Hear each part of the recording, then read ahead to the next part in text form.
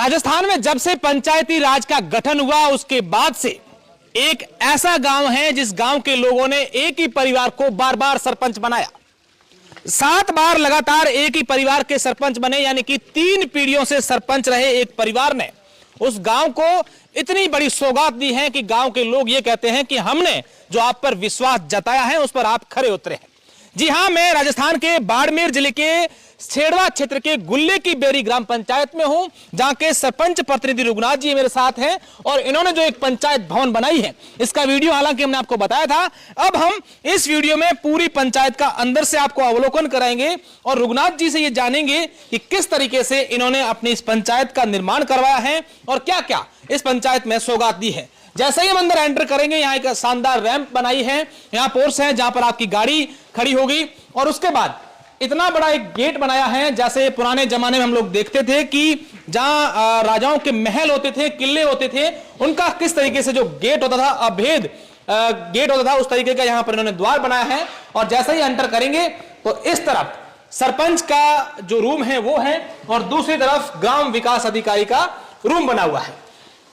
आप सरपंच के रूम जिस तरीके से कक्ष इन्होंने बनाया है वो देखिए कि किस तरीके से एक कैबिनेट मंत्री के लिए जो एक पूरा केबिन होता है उस तरीके से इन्होंने ये बनाया है। और सामने की तरफ जो है वो ग्राम विकास अधिकारी के लिए रूम और बाहर यहां पर रिसेप्शन है, आराम से आकर के बैठ सकते हैं।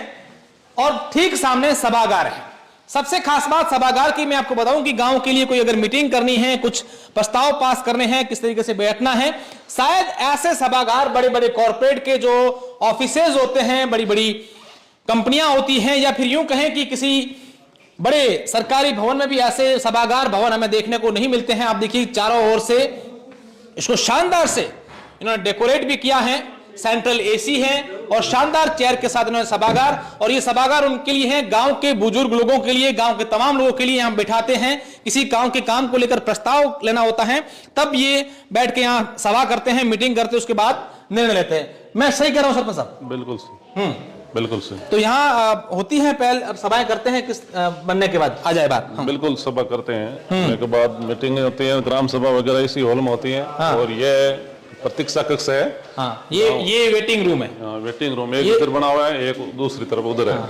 अच्छा, कोई आकर आराम से यहाँ बैठ जाए, इंतजार करे, जरा देखिए तो आराम से। और शानदार देखिए पेंटिंग भी कितनी अच्छी लगाई है यहाँ पर। इसी क्षेत्र की पेंटिंग भी यहाँ कैसे जो है लोगों का जीवन है, ये भी दो शानदार पेंटिंग यहाँ पर लगी। और ये देखिए किसी काम को लेकर अगर आप आए तो यहाँ बैठो, आराम से इंतजार करो।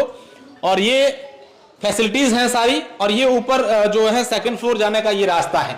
और इसी तरीके से दूसरी तरफ भी एक और है। दूसरी तरफ वो भी हम लोग देखेंगे कि जो दूसरी तरफ इन्होंने बनाया है पूरा शानदार एक पंचायत भवन में जो सामान चीजें होनी चाहिए, जिस तरीके से बैठना चाहिए, वो सारी चीजें आपको देखने को मिलेगी। ये दूसरा वेटिंग हॉल है जो हमने पहले बताया, सेम उसी तरीके का है। और अब हम आपको ये भी बताएंगे कि किस तरीके से जो है यहाँ इन्होंने ऊपर का फ्लोर है वो कैसे बनाया है। जो आपने बाहर की तस्वीरें देखी है, बहुत ही शानदार ये पूरा का पूरा भवन बना हुआ है। गांव के तमाम लोग, जब गांव सुबह होते ही यहाँ बच्चे, बुजुर्ग, युवा सब लोग आ जाते हैं, पूरे दिन पंचायत में अपना कामकाज होते हैं वो करते हैं। और खास बात ये कही है कि गांव का कोई भी व्यक्ति यहाँ किसी काम को लेकर आएगा, उनको कहीं और आने जाने के चक्कर निकालने की जरूरत नहीं पड़ेगी। जो भी काम है वो सारे के सारे यही करवा दिए जाते हैं।